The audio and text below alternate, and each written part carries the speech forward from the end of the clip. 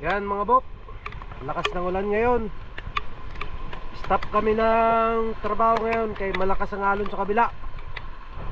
Yan dito ako sa kabila, may pupuntahan akong kuweba. Ayun o, titignan ko kung ano, kukuha akong video maganda sa picture. Yan. Hop, dandahan. Madulas. Hop, yeah. Alam nyo mga bok, ang ganda ng bato dito. Sobra ganda ang bato.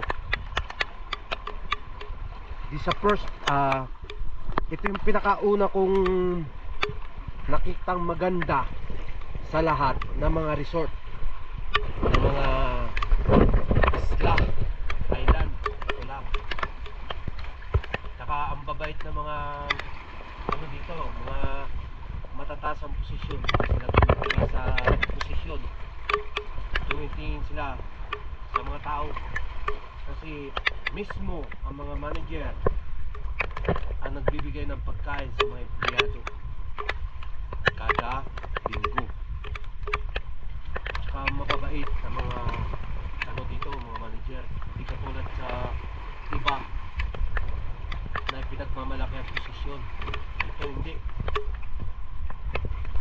Sila mismo nagbibigay ng pagkain sa empleyado. Pag halimbawa ang lahat ng empleyado ay busy, sila mismo nag-aabot ng pagkain.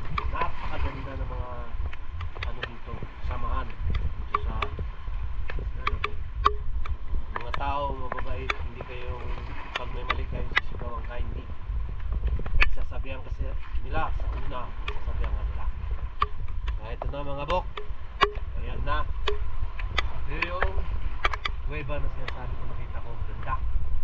Pasukin natin ito, tingnan natin sa loob kung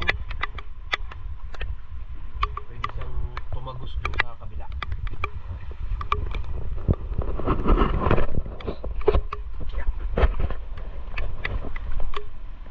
Oh, so tagos siya sa kabila kaya naririnig ko ang kanyang alon. Yung hampas ng alon niya naririnig ko. Pero ang ganda siya. Nice one. Si Purya Bulag, Purya Bati po. Tingin lang po sa kagandahan ng inyong place. Ayan. Ganun kaganda dito sa isla na to. Kaya pala binabayaran ng mahal mga guests dahil sa ganda. Ayan.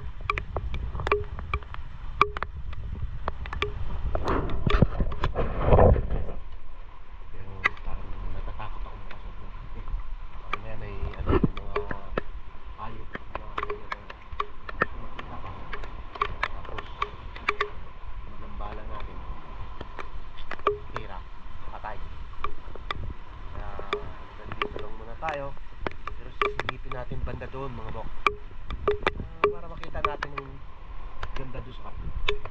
So, dito lang ha? Sige. Oops! Wow! Maganda talaga siya bok. Ay! Ayun o, may bayawak ko isa sa dagat.